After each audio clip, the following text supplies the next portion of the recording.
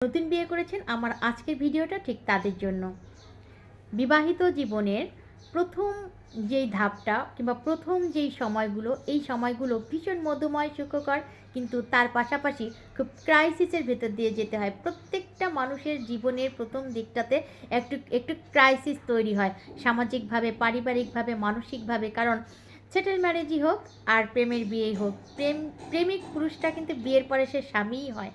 সেটা সেটেল ম্যারেজের চেয়ে কোনো অংশে কম হয় না। আর সেটেল ম্যারেজ তো একটা অচেনা মানুষের সঙ্গে থাকার একটা মনোবৃত্তি, এটা অনেক বড় একটা চ্যালেঞ্জিংয়ের ব্যাপার হয়ে যায়।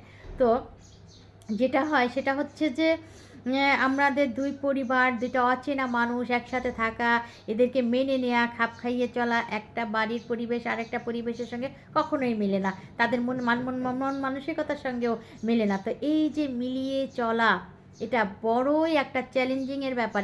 এবং একটা মেয়ের জন্য এটা যে কত বড় একটা কঠিন পরীক্ষা কেন্দ্র, তা বলা মানে সেই বলতে পারবে যে এটার ভুক্তভোগী। কিন্তু আমি মেয়েদেরকে বলবো, তোমরা ধৈর্যহারা হবে না। যাদের নতুন বিয়ে হয়েছে, অত্যন্ত ধৈর্যের সঙ্গে সব কিছু অবলোকন করতে থাকো, অনুধাবন করতে থাকো, বুঝতে থাকো কার মানসিকতা কেমন এবং কে কীরকম ব্যবহার করলে, কোন কাজটা করলে কে কী ধরনের রিয়্যাক্ট করতে পারে। প্রথমে এই অবজারভেশনগুলো তোমাদের ভেতরে তৈরি করে নিতে হবে, যে পরিবারের কোন লোকটা কেমন, কিংবা তোমার হাজব্যান্ডটাই কেমন, তোমার হাজব্যান্ড কোন জিনিসটা পছন্দ করছে আর কোন জিনিসটা পছন্দ করছে না। প্রথমেই তোমার প্রতিবাদের কোনো দরকার নেই, কারণ তুমি যদি সঠিক হও, তুমি যদি পজিটিভ হও, তবে 2-1 বছর পরে অবশ্যই তোমার হাজব্যান্ড তোমাকে বোঝার চেষ্টা করবে। তো এই জন্যই আমরা কখনোই অধৈর্য হয়ে সংসারের বাড়তি ঝামেলাগুলো তৈরি করব না। যেমন বাড়িতে একটা ঘটনা ঘটলে হাজব্যান্ডের কানে লাগিয়ে দেব না, আর শ্বশুরবাড়ির ঘটনাগুলো কখনোই বাপের বাড়ি যেয়ে কখনোই লাগাবো না।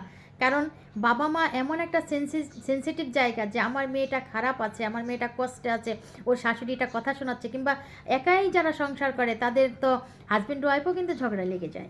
তো হাজব্যান্ডটা এত খারাপ ব্যবহার করে, তো অবশ্যই তার মা হিসেবে কিংবা তার বাবা হিসেবে তাদের কিন্তু খারাপ লাগবে। এই জন্যই কখনোই এই কথাগুলো তোমার বাবা মা কিংবা তোমার বাবা মায়ের পরিবারের সঙ্গে শেয়ার করবো না প্রথমেই। খুব খুব বেশি গুরুত্বপূর্ণ কোনো বিষয় না হলে অবশ্যই না। এবং হাজব্যান্ডকে সবসময় বোঝানোর চেষ্টা করতে যাবে না, কারণ সবসময় মনে রাখবে, তুমিও যেমন বোঝো হাজব্যান্ডও কিন্তু তার চেয়ে কোনো অংশে কম বোঝে না। সুতরাং প্রথমে তাকে বোঝাতে যাওয়ারও তো চেষ্টা করার দরকার নেই, তাহলেই কিন্তু দ্বন্দ্ব তৈরি হয়ে যাবে। খুব ধৈর্যের সঙ্গে এবং খুব বুদ্ধিমত্তার সঙ্গে সময়টাকে পার করতে হবে।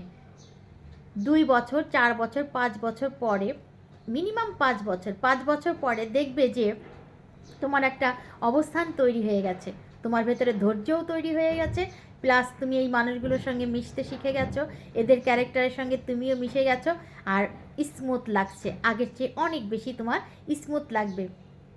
আজকাল তো যৌথ ফ্যামিলি নেই বললে চলে, একা একা যারা সংসার করো, আমি তাদেরকেও বলছি, একা সংসার করলেও যে একদম নির্ঝঞ্ঝাট থাকি, বাইরে থেকে মানুষ সুখ মনে করলেও সবসময় কিন্তু সুখের হয় না।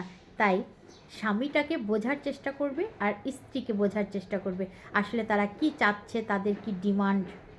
অবশ্যই অর্থনৈতিক অবস্থা মাথায় রাখতে হবে, তারপরে তার কাজের অবস্থা মাথায় রাখতে হবে, হাজব্যান্ড কী ধরনের কাজ করে, কী ধরনের সময় তুমি তার কাছে ডিমান্ড করতে পারো, কী ধরনের বেতন সে পাচ্ছে, কী ধরনের আর্নিং সে করছে, সে ধরনের ডিমান্ড তুমি করতে পারো।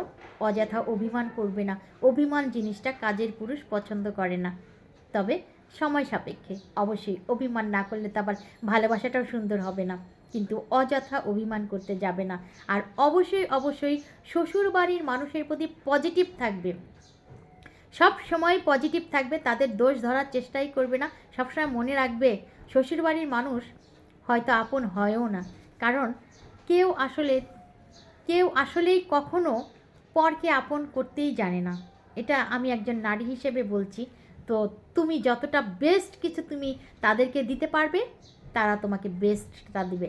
তুমি খারাপটা দিলে তোমাকে সে খারাপটা দিবে, কিন্তু প্রথমে কিন্তু যেই খারাপ জিনিসটা ছুঁড়ে মারবে, তুমি যদি ভালোভাবে ক্যাচ করো, তাহলে তুমি বিপদে পড়বে না। কিন্তু তোমার ক্যাশটাও যদি তুচ্ছ তাচ্ছিল্যের সঙ্গে কিংবা অসম্মানের সঙ্গে হয়, তবে তুমিও অসম্মানিত হবে। সব সময় মনে রাখবে, প্রত্যেকটা মানুষের প্রতি তোমার শ্রদ্ধাবোধ সমান থাকতে হবে এবং নিজেকে সবসময় পজিটিভ রাখতে হবে। তাহলেই জীবনে তুমি সার্থক। তুমি যত বড় অবস্থানেই যাও না কেন, যত বড় পদেই তুমি চাকরিরত হও না কেন, তোমার সংসার ধর্মটাই হচ্ছে সবচেয়ে বড়, কারণ ওটাই তোমার সুখের জায়গা, ওটাই তোমার সব কিছুর জায়গা। যাই হোক, ভালো থাকবেন। আসসালামু আলাইকুম।